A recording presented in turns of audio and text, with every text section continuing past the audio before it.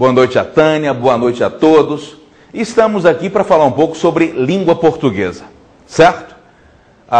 Um pouco sobre FCC, Consulplan, que tem causado algum desespero aí, não é? Eu estou aqui, por exemplo, com o conteúdo colocado nos editais para concursos FCC e Consulplan. Uma coisa me chama a atenção. Normalmente, por exemplo, em concursos FCC, aparece a expressão tipologia textual. A expressão tipologia textual. Já no conteúdo programático para concursos Consulplan, normalmente não aparece tipologia textual, não. Aparece paragrafação. Aparece a redação aplicada na gramática. De qualquer forma, o candidato não precisa se preocupar, não. Certo? Essas duas bancas cobram língua portuguesa, cobram gramática e cobram alguma coisa de interpretação de a interpretação de texto. Tem uma pequena diferença, que é a questão da tipologia textual, que normalmente aparece na FCC, certo?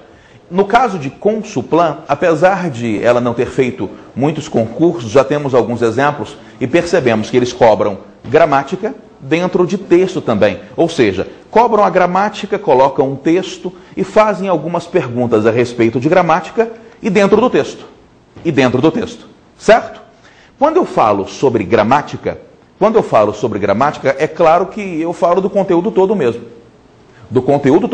Certo?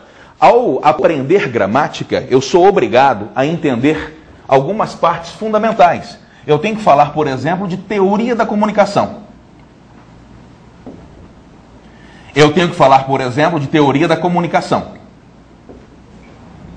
Quando eu falo de teoria da comunicação, eu falo, por exemplo, de comunicação. Eu falo, por exemplo, de funções da linguagem, certo? Eu falo de interpretação de textos, teoria da comunicação. Ao falar de gramática, eu falo também de fonologia.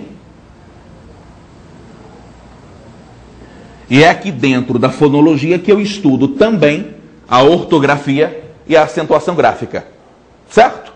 Falo, por exemplo, de morfologia. Aqui na morfologia, eu estudo a estrutura da palavra, a formação da palavra e a classe da palavra. Inclusive, ao estudar classes das palavras, eu estudo verbos, tempos verbais, modos verbais, pronomes, a utilização dos pronomes, certo? Beleza. Existe ainda a sintaxe, que é aquela que estuda a função da palavra dentro da oração. Se a palavra faz o papel de sujeito, se é predicativo, certo? Se é um verbo transitivo direto, se é transitivo indireto. Essa parte estuda ainda o período simples, que é a frase que tem apenas uma oração. O período composto, que é a frase que tem duas ou mais orações. E aí, ao falar de gramática, eu acabo falando também de semântica. E semântica é o sentido propriamente dito. É aqui em que eu estudo a gramática associada à interpretação de textos, a figuras de linguagem, ou seja, esses concursos cobram a gramática toda. Normalmente, você vê lá uma programação, um conteúdo razoavelmente enxuto, mas é porque é resumido. Normalmente eles cobram a gramática toda. O que pode variar é a maneira como esse conteúdo é cobrado, é a maneira como esse conteúdo é colocado. Por exemplo, aqui, só para você ter uma ideia, olha só, TRE Ceará, FCC. Olha como o conteúdo é colocado. Compreensão e interpretação de textos. Isso não falta, né? Compreensão e interpretação de textos. Depois, tipologia textual. Sabe o que isso quer dizer? Quer dizer que pode cair uma charge. Quer dizer que pode cair uma placa. Pode ser que caia um outdoor. Ou seja, tipologia textual estuda os vários tipos de texto. Não só o texto que tem a palavra, mas o texto que tem imagem também. Certo? Além disso, ortografia oficial. Em conformidade com o novo acordo ortográfico. Acentuação gráfica, homônimos e parônimos, classes de palavras. Gente, quando ele coloca classes de palavras, puxa vida, substantivo, artigo, numeral, pronome, certo?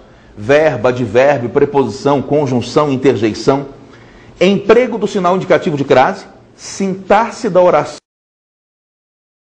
e do período, é sujeito, predicado, predicativo, adjunto adnominal, adjunto adverbial, objeto direto, objeto indireto, certo? É complemento nominal, é oração subordinada, período simples.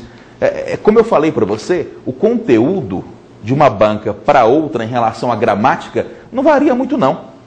É que às vezes umas bancas colocam conteúdo mais especificado, outras resumem. Quando aparece aqui, ó, sintaxe da oração e do período, isso aqui é uma série de coisas. Pontuação, depende da sintaxe.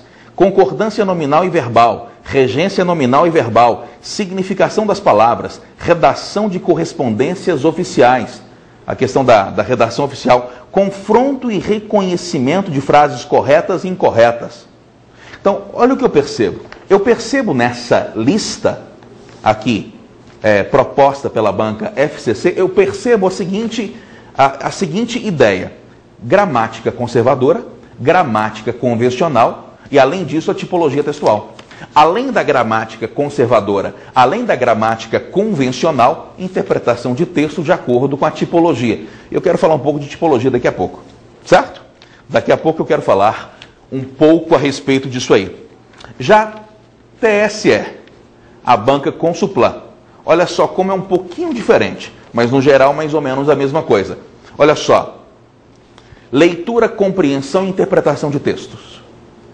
Estruturação do texto e dos parágrafos. Aí sabe o que eu percebo? Estruturação do texto e dos parágrafos, que eles gostam de cobrar alguma coisa de redação da prova de gramática. Eles colocam um texto e cobram alguma coisa da estruturação do parágrafo dentro da prova. Articulação do texto, pronomes e expressões referenciais, nexos, como eu estou falando. O que é nexo? É a forma como uma frase se liga a outra.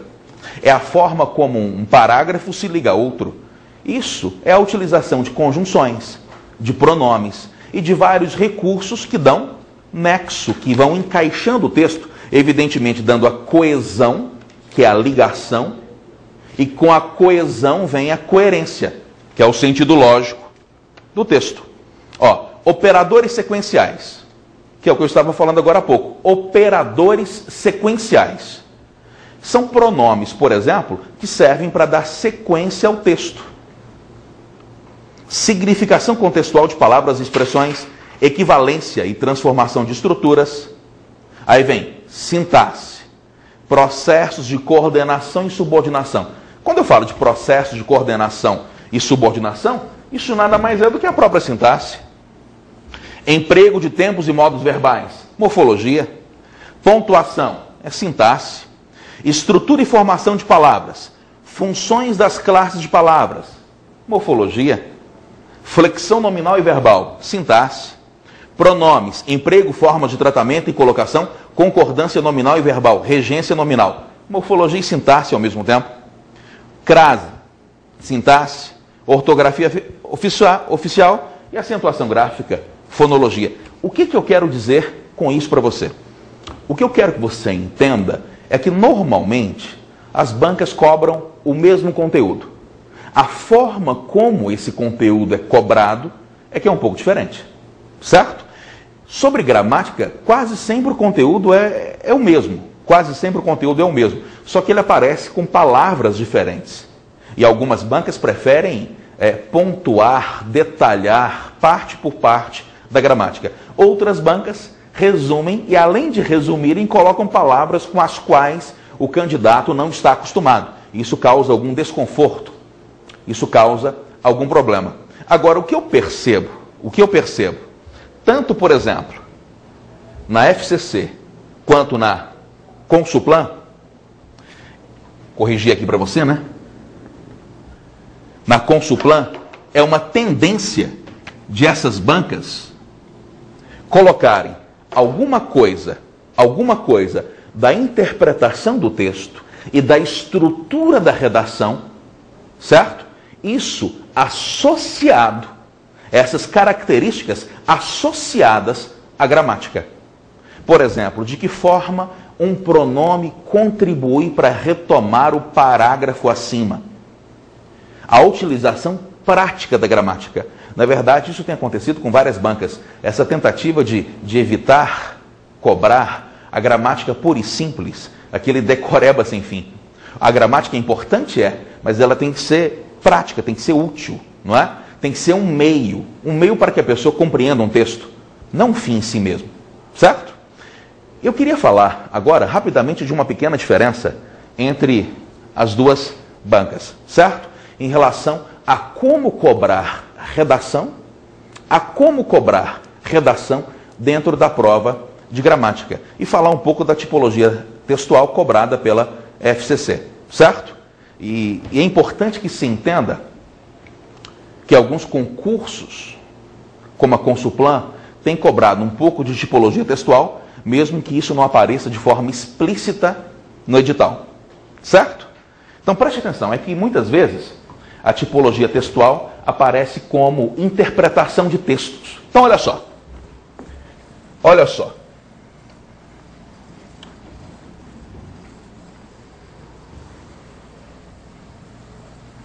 Claro é que a nossa intenção hoje não é falar da gramática toda, isso seria impossível, mas é dar algumas dicas, certo? É dar algumas dicas, por exemplo, sobre a questão da tipologia da redação na prova de gramática. Como a Tânia falou, eu vou voltar algumas outras vezes para falar, por exemplo, de crase, para falar, por exemplo, de pronome, para mostrar para você como redigir um parágrafo dissertativo padrão, certo? Para dar algumas dicas nesse sentido, beleza? Então, preste atenção.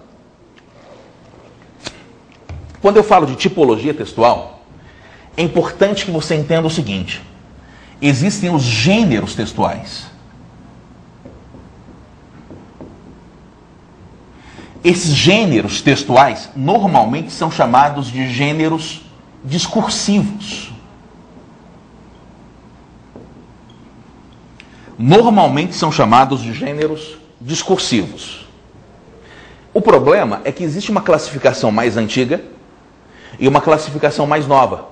Não que uma negue a outra, por favor, mas é que a nova classificação amplia essa de que eu vou falar agora, que é a mais antiga.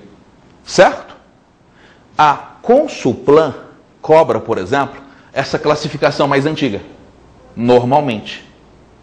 Já FCC cobra uma classificação mais nova, que não contradiz essa aqui, apenas amplia. Quando eu falo de gêneros textuais ou gêneros discursivos, e quando eu falo para você que eu vou falar um pouquinho dessa classificação antiga,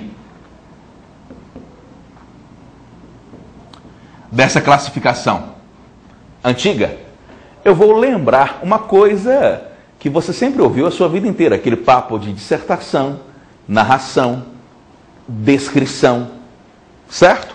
Eu quero lembrar um pouquinho disso com você. Sabe por quê? É que às vezes você erra uma questão por causa de desconhecimento sobre esse assunto, de falta de conhecimento um pouco mais aprofundado sobre esse assunto. Ué, como assim? Vem lá uma questão em que aparece um texto narrativo, aí aparece uma alternativa que diz assim: o caráter narrativo do texto acima é influenciado por, ou o caráter dissertativo do texto acima. E às vezes a pergunta não é nem sobre dissertação, nem sobre narração, mas o desconhecimento da tipologia textual, do gênero textual, acaba atrapalhando você. Beleza? No geral, isso aqui você estudou a sua vida inteira. A sua vida inteira. Por exemplo, você aprendeu dissertação, aprendeu narração e aprendeu descrição. A sua vida inteira, desde o pré-chulé. Beleza? Preste atenção, por favor. Dissertação, narração, descrição. isso aqui não é importante só para a prova de redação, não. Isso aqui é fundamental para o conhecimento gramatical aplicado. Por exemplo, no geral, qual é a diferença entre um texto dissertativo e um texto narrativo? Você vai me falar que o texto narrativo conta história. Beleza. E o texto dissertativo? O texto dissertativo é aquele que apresenta uma ideia, uma opinião. Por exemplo, se eu faço uma dissertação a respeito da democracia, se eu faço uma redação a respeito de democracia, democracia é uma história? Não. Democracia são ideias, são fatos, ou seja, é um conjunto de ideias e fatos. Beleza? Então, quando eu falo de dissertação, o meu texto tem que apresentar opiniões ou informações. É um problema sério, viu? Sabe qual é o problema sério? É que muita gente, na hora de responder a uma questão que se refira a um texto, muitas vezes tem dificuldade em saber separar uma opinião de um fato. É um problema sério na hora de responder. Em outros momentos eu quero falar um pouco mais sobre isso. Mas, por exemplo, quando eu falo de dissertação, existe a dissertação chamada de dissertação argumentativa.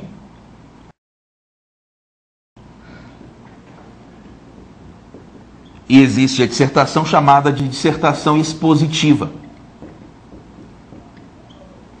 A dissertação argumentativa é aquela que apresenta opinião, mais fatos. Ela apresenta opinião, mais fatos. A opinião, porque se a dissertação é argumentativa, evidentemente você vai colocar na sua dissertação argumentativa a sua opinião. E depois será obrigado a colocar fatos que comprovem a sua opinião. E se você vai ler um texto dissertativo argumentativo e vai responder questões sobre interpretação a respeito do texto, é fundamental que você saiba localizar o ponto de vista do autor na dissertação argumentativa. Que você saiba separar a opinião do argumento. Certo? Até porque normalmente as perguntas giram em torno disso. Giram em torno disso. Uma dissertação pode ser também uma exposição. Aí, nesse caso, você pode expor sua opinião ou expor fatos. A sua opinião ou então expor fatos. Agora, olha a diferença. No caso da dissertação expositiva, que tem um caráter expositivo, certo? Você coloca opinião ou fatos. Você expõe a sua opinião ou expõe fatos. Exemplo, uma notícia. Uma notícia não tem a intenção de convencer ninguém. Ela quer apenas expor fatos. Certo? Ela tem a intenção apenas de expor fatos. Preste atenção. Preste atenção. Isso sempre aparece em concurso. Sempre aparece. O sujeito coloca lá o texto e sempre vem uma ou duas ou três questões que pedem alguma coisa a respeito da estrutura do texto. E é interessante como que é aparentemente uma questão fácil. E às vezes o aluno erra e não sabe por que errou, e quase sempre é por falta de conhecimento a respeito de um determinado assunto. Certo? A respeito, por exemplo, de dissertação. Agora, sobre narração, muita gente vai me dizer que narrar é contar uma história apenas. E não é só isso não. Narrar não é só isso não, tá? Não é mesmo. Se eu digo, por exemplo, que João acordou cedo, escovou os dentes, foi trabalhar, depois almoçou, depois voltou para trabalhar e foi para casa, isso não é um texto narrativo, é um texto descritivo. É uma descrição daquilo que o João fez ao longo do dia. Cuidado, por favor. A narração tem que ter alguns elementos fundamentais. É claro que ela tem que ter progressão temporal. É lógico que um texto narrativo tem que ter passagem de tempo. Mas não é só isso não. Um texto narrativo, para uma narração, tem que ter O enredo é a história propriamente dita. Tem que ter enredo. Tem que ter um narrador, que é o sujeito que conta a história. Tem que ter espaço, tempo. Tem que ter personagens.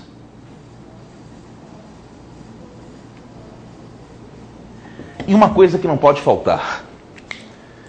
Deixa-me fazer uma pergunta a quem é noveleiro ou noveleira aí, a quem gosta de assistir a telenovela. Por que muita gente lê o resumo no jornal e depois ainda assiste a telenovela? Simples. É porque no resumo, no jornal, o texto é só descritivo. É só na tela que ele fica mais narrativo. Sabe o que falta ao resumo no jornal para ser uma narração? Falta conflito. Falta conflito. O conflito, em alguns momentos, é até mais importante do que a própria história. O conflito é o que chama a atenção, é o que prende a atenção, é o que deixa o leitor curioso. Por isso que naquela historinha que eu contava agora há pouco, João acordou cedo, escovou os dentes. Aí João foi trabalhar, voltou para casa, almoçou, voltou para o trabalho. Isso não é narração. Por que não é narração? O que falta para ser uma narração? Falta um conflito. Ah, fala a verdade. O que prende a sua atenção num livro ou num filme? É o problema, é o conflito. Você assiste para saber como é que o problema será resolvido. Por isso que ao longo da vida escolar, muita gente acabou assim, achando e fazendo péssimas redações por isso, achando que fazer uma boa redação é só contar uma boa história. Não! Uma boa narração não é só uma boa história. Tem que ser uma boa história capaz de formar um conflito. E um conflito que é resolvido no final, normalmente, ainda mais se o texto narrativo for curto. Então falta conflito. E um conflito que normalmente leva ao clímax. Então preste atenção. Por que eu estou falando disso? Porque apesar de estar falando de duas bancas especificamente, é evidente que as minhas dicas pretendem atingir a todo mundo. A todos aqueles que vão prestar concursos aí, os próximos concursos de diferentes bancas. E a minha intenção, nesse caso, é mostrar para você como que certos conteúdos da redação têm caído não só na prova de redação. Falar como que certos conteúdos da redação têm caído também na prova de gramática. Na prova de gramática, misturando texto e gramática propriamente. Beleza? Tranquilo? Então tá, olha, o que eu falei? De que eu falei? Dissertação. Se eu disserto, eu apresento opiniões ou informações. Se a minha dissertação tem caráter argumentativo, eu coloco opinião e fato que comprove a minha opinião. Se eu for fazer uma interpretação textual, é fundamental saber separar uma coisa da outra. Certo? Se a minha dissertação tem caráter expositivo, aí eu posso colocar opinião, fato, desde que esse fato não sirva para comprovar essa opinião. Beleza? Ou não? Tranquilo? No ensino médio, por exemplo, uma aula de biologia é uma dissertação expositiva, em que o professor não acha, ele coloca o ponto de vista dele. Falei besteira, ele coloca as informações. Já numa aula de história ou de literatura, por exemplo, é muito mais fácil que o professor coloque a sua opinião a respeito de algum assunto, de determinado assunto. Já numa aula de gramática, se eu vou falar, por exemplo, não de interpretação de texto, mas se eu vou falar de verbo, de conjugação verbal, aí é pouco provável que eu coloque a minha opinião. É claro que eu vou passar predominantemente informações. Então, numa análise de um texto, é fundamental você saber separar opinião de informação. É fundamental você saber separar o caráter argumentativo do caráter apenas expositivo. E sobre narração, é claro que tem que ter enredo, narrador, espaço, tempo, personagens, mas não pode faltar conflito, por favor. Não pode faltar conflito, por favor. Agora, uma coisa bastante importante. O que é descrição? Na verdade, uma enumeração.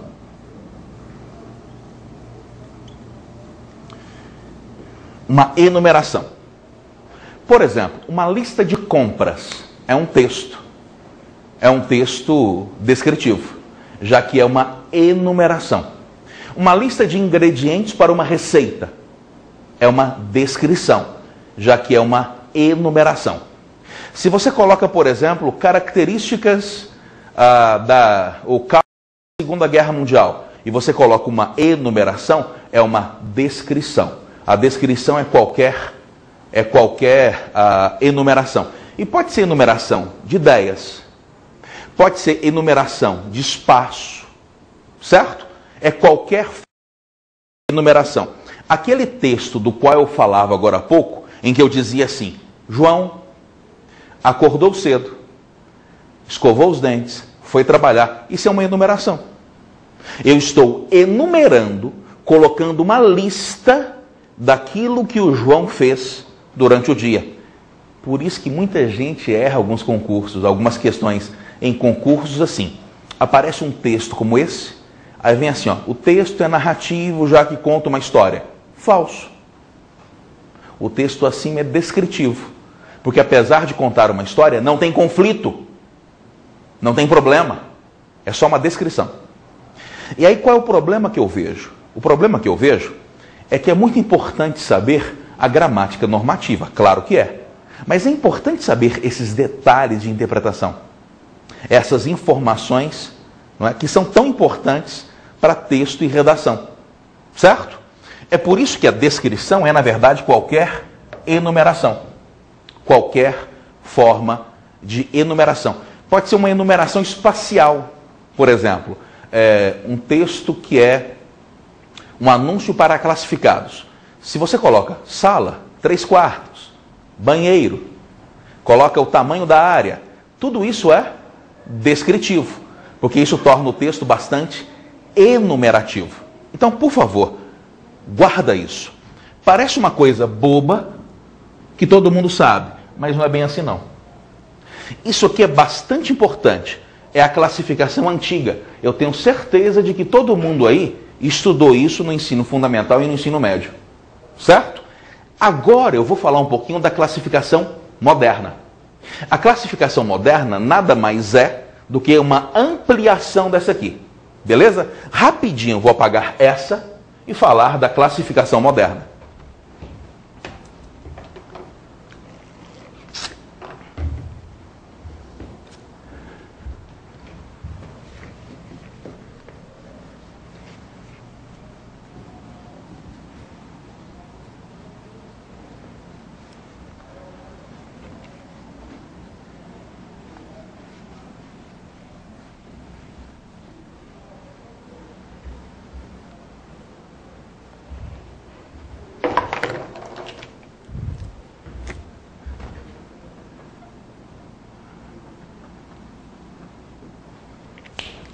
A classificação moderna é assim. A primeira coisa importante é que hoje em dia, em faculdades de letras, por exemplo, estuda-se texto da seguinte maneira. Hoje em dia entende-se que texto não é apenas aquilo que tem palavras. Na verdade, qualquer coisa que passe informação é um texto. Tanto é verdade que a palavra texto tem a mesma origem da palavra tecido. O que significa tecer um texto? Ou melhor, o que significa escrever um texto? Significa entrelaçar palavras, imagens, qualquer coisa que faça sentido na formação da ideia. Então, uma placa de trânsito hoje é um texto. Uma charge é um texto. Uma tira é um texto. Até um gesto obsceno pode ser um texto bastante apelativo. Mas é um texto. Qualquer coisa que passe informação é texto. Isso já é assim em faculdades de letras há muito tempo e na maioria dos vestibulares. Agora, algumas bancas que fazem provas para concursos já estão aderindo a isso também. Exemplo de uma banca que já está bem aderida a isso, CESP. Normalmente provas feitas pelo CESP trabalham texto dessa maneira. E muito candidato desavisado leva um susto, porque aparece assim, o texto acima. Aí o candidato olha acima, é uma fotografia. Mas peraí, cadê o texto? Cuidado com isso. Existe o texto verbal, que usa palavra. O texto não verbal, que usa imagens, por exemplo. Então, por favor, a classificação moderna leva em conta que qualquer coisa que passe informação é texto. Beleza? E como é que tem sido feito isso hoje em dia? Assim, ó, quer ver? A classificação atual é: existem os tipos e os gêneros propriamente ditos. Tipos e gêneros. Lá no edital que eu li agora há pouco,